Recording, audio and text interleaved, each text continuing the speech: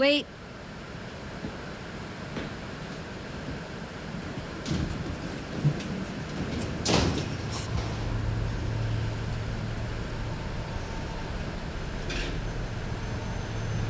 Ano may nakakainis, Layla?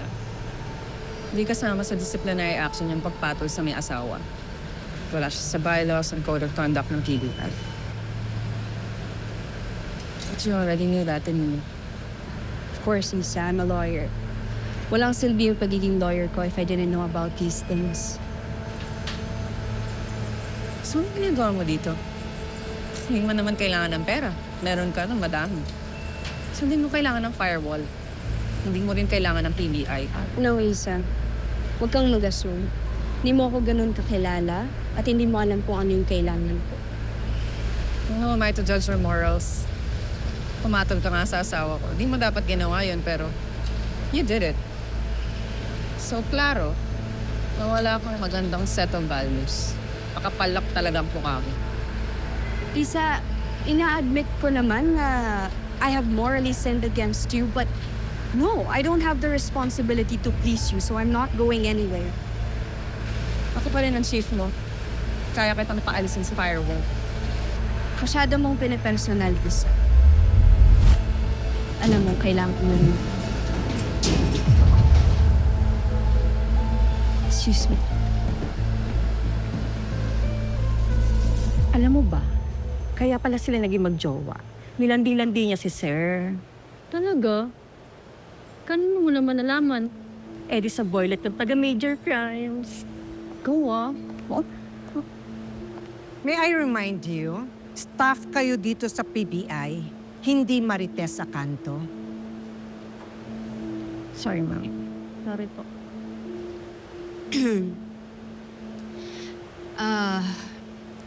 It's okay, Tita Glo. It's public knowledge naman na yung nangyari sa amin ni Martin. So yung mga chismis na ganon, doesn't really bother me anymore. And to the two of you, thank you for taking your time to talk about me and Martin. Pero sana naman, mag-isip kayo. Sa mga ganitong sitwasyon, it takes two to tango.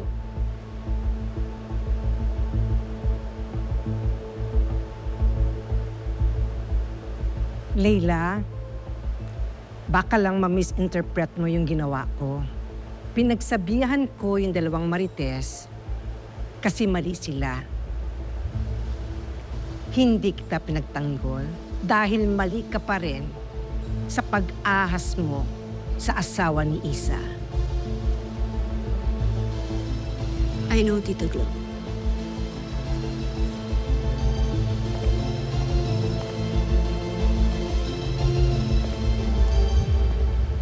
Hey, Martin. Mag-usap tayo. Yeah.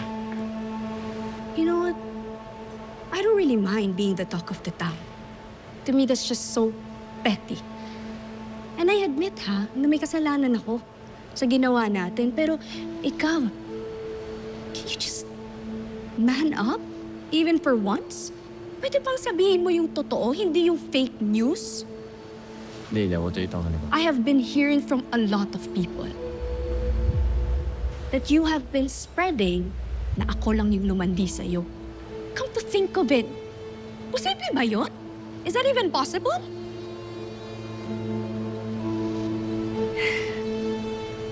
Next time, pag may nagtanong sa'yo, sabihin mo yung totoo na tayong dalawa yung may kasalanan dito at hindi lang ako. Leila, No. wala akong sinasabi. No, Martin. Huwag mo akong ginagaslight, Martin. Matalino ako at alam mo yun. And you don't know what I'm capable of. Ikaw rin. Sama ako doon.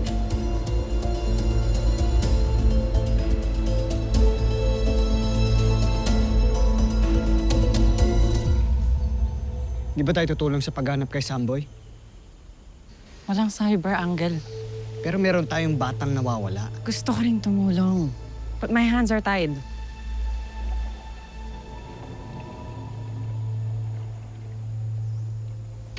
Teka. Tingnan nyo to.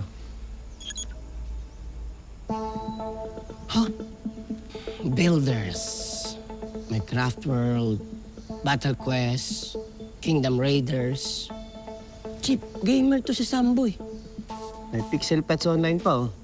May office mate ako dati, may anak siya, 7 years old. Gamer na din siya. Akala niya, mga batang lalaki din yung mga kausap niya. Pero mga predators na pala. Mabilis talaga magpanggap sa online, lalo na sa mga games. Posibleng sa online, nakilala ni Sambo yung kumuha sa kanya. O Chip, tapos ang problema. May angle ka na ng cybercrime.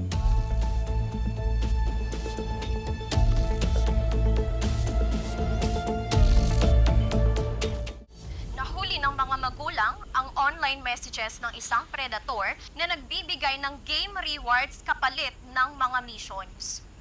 Kasabay ng pagkawala ni Samboy.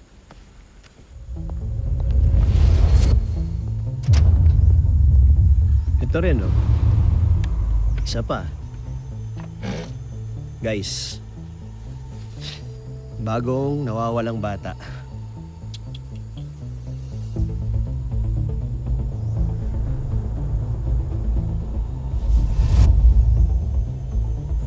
So lahat ng mga batang nawawala, gamers din.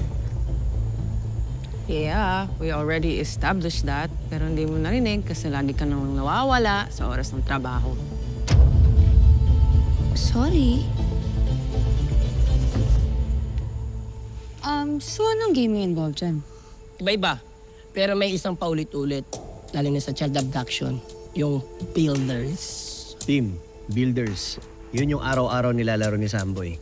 Chip, kung sa online nila nakakausap si Samboy, malamang may trace sa messages, friends list, o kaya sa game accounts. Baka makatisod tayo. Tama ka dyan. Hindi lang pare-parehong games ang nilalaro ng mga batang nawawala. May isang username din na paulit-ulit lumalabas. Ito, HappyBro918. So kung nagagaling sa isang username, may posibilidad na isang tao lang yung may kagagawa nito.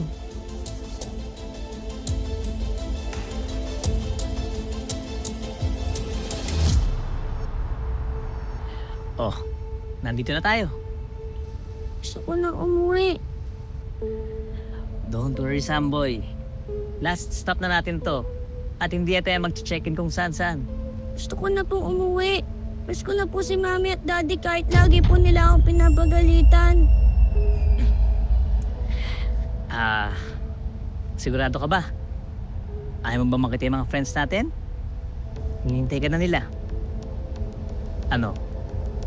Tara. Wow! Oh, sabi ko naman sa'yo, di ba? Dito, walang magulang na magagalit. At dito, walang magulang na magpapatulog o magpapagawa sa'yo ng assignment. At dito, pwede kang maglaro hanggat gusto mo. Di ba? Oh, Samboy, maglaro ka muna, ha? Sige na. Malapit na ang auction, ha? Ayoko may mawawala sa mga yan. Ganda po dito. Oo naman, syempre. Oh, halika, pili ka ng mga candies, oh. Oh. Diba? Alam mo ba, nung bata ko, ito ang pinakagusto ko sa lahat. Itong kulay green. Oo, sige na, mo. Oh, diba? Tara!